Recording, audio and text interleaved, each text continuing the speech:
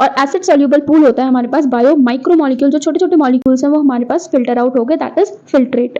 अब acid insoluble की बात करते हैं, तो इनसॉल्यूबल हमारे पास कैसे होते हैं, लार्जर मॉलिक्यूल्स होते हैं जिनका वेट 800 डाल्टन से ज्यादा होता है, क्या बोलते हैं, बायो मैक्रोमोलिक्यूल्स बोलते हैं। बेसिकली हमारे ऑर्गेनिक होते हैं एंड हमारे पास इसमें एग्जांपल आता है, जैसे हमारे पास अमाइनो एसिड्स होता है वो पॉलीमराइज करके प्रोटीन बनाता है, तो प्रोटीन हमारा क्या है, मैक्रोमोलिक्यूल है। सिंपल शुगर से पॉलीसेकेराइड बनता है, so this polysaccharide is also bio macromolecule. This nucleotide and nucleic acid is also the bio macromolecule.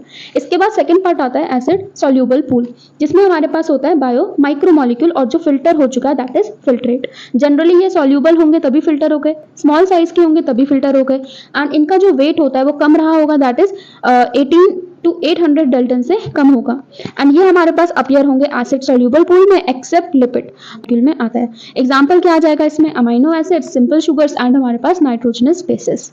Page में दे रखा है कि all carbon compounds that we get from living tissue can be called biomolecules. हमारे पास carbon containing compounds होते हैं, उन्हें भी हम बायोमोलिक्यूल्स बोलते हैं। अब हमारे पास सेकंड पोर्शन आता है इनऑर्गेनिक कंपाउंड का एनालिसिस। उसके लिए हमारे पास होता है एश एनालिसिस, जो एनसीईआरटी में दे रखा है। इसमें हम क्या करते हैं, टिश्यू लेते हैं, उसको ड्राई करते हैं, ड्राई करने के बाद उसमें से वाटर को इवेपोरेट करवाते हैं, और हमारे पास जो बचता है यहाँ पर दैट इज एश। लास्ट में जो प्रोडक्ट बचेगा उसमें क्या बचेगा, एश बचेगा, जिसमें हमारे पास क्या प्रेजेंट होते हैं, इनऑर्गेनिक एलिमेंट्स प्रेजेंट होते हैं, जैसे कि कैल्शियम, मैग्नीशियम एक्सेट्रा, राइट।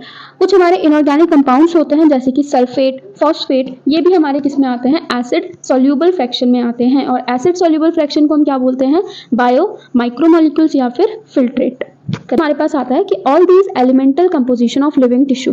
तो जितने भी हमने परफॉर्म किए एक्सपेरिमेंट, जैसे कि एश एनालिसिस किया, फिर हमने ऑर्गेनिक कंपाउंड्स को फाइंड करने के लिए जो भी एनालिसिस किया, वो सब हमें क्या दे रहा है, एलिमेंटल कंपोजिशन दे रहा है लिविंग टिश्यू की in the form of hydrogen, oxygen, chlorine, carbon. ये एनसीईआरटी की लाइन है, राइट। तो जो इनिशियली पैराग्राफ है इसमें सिर्फ इतना ही इंपॉर्टेंट है। उसके बाद हमारे पास दो टेबल दे रखा है। तो पहला टेबल दे रखा है comparison of elements present in non living and living matter, right. तो non living and living matter में क्या क्या एलिमेंट्स के कंपोजिशन है वो सारे डेटा याद नहीं रखना है, बट उसमें से जो इंपॉर्टेंट हो सकता है दैट इज कि हमारे पास जो अर्थ क्रस्ट है, अर्थ क्रस्ट में ऑक्सीजन सबसे ज्यादा होता है, उसके बाद sulphur, then calcium and then sodium.